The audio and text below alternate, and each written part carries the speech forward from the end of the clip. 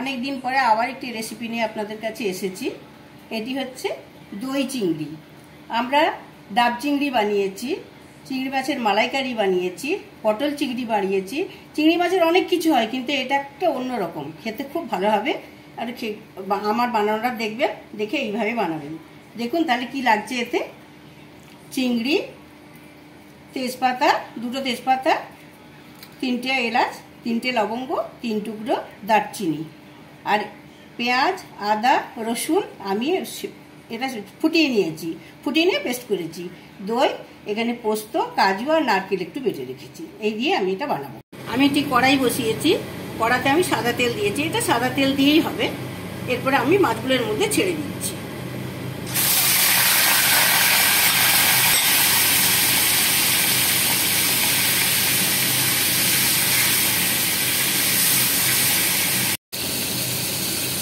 এই চিংড়ি মাছের মধ্যে আমি খালি নুন দিয়ে এটা 5 মিনিট মতো সিমে করে এটা ভেজে নিচ্ছি।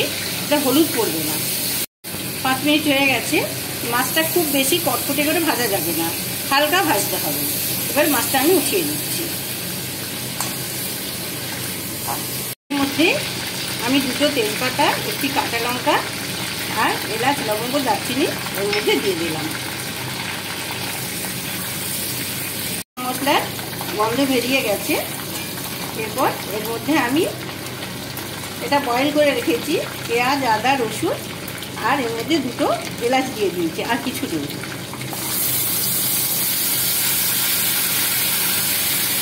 আমি ভালো করে কষিয়ে নেব যতক্ষণ না তেলটা বেরিয়ে আসছে। করবে না, দইটা আমি ঘোল বানিয়ে এর মধ্যে দিয়ে দেবো। এতে আমি আধা চামচ কাঁচা লঙ্কা বাটা দিলাম, 1 চামচের কম একটু চিনি দিলাম।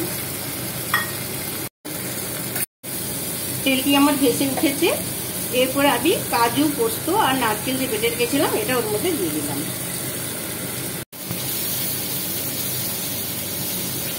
যেহেতু আছে বলে এটা আপনাকে সমানে নাড়তে হবে, তা না হলে এটা লেগে যাবে।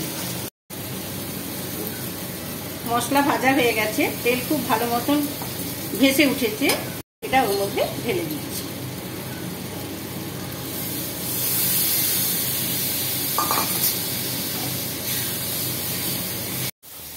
আমার এই গ্রেভি ফুটে উঠেছে।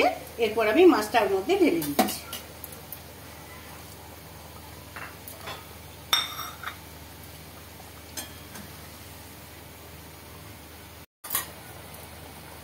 এরপর আমি 1 চামচ ঘি এর মধ্যে দিয়ে দিলাম। এতে আর গরম মশলা দেওয়ার দরকার পড়বে না, গোটা গরম মশলা দেওয়া আছে। আর উপর থেকে গরম মশলা দিলে চিংড়ি মাছের গন্ধটা বেরিয়ে যাবে। আমার দই চিংড়ি বানানো হয়ে গেছে। আমি এবার আপনাদের এটা পরিবেশন করে দেখাচ্ছি।